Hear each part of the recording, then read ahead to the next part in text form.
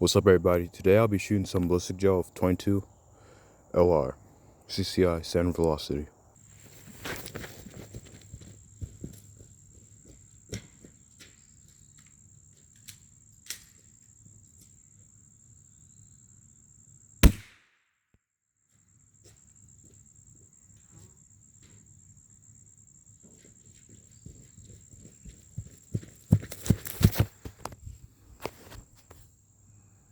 Looks like it came in here, went all the way through. Well, not all the way through. I went down and down here.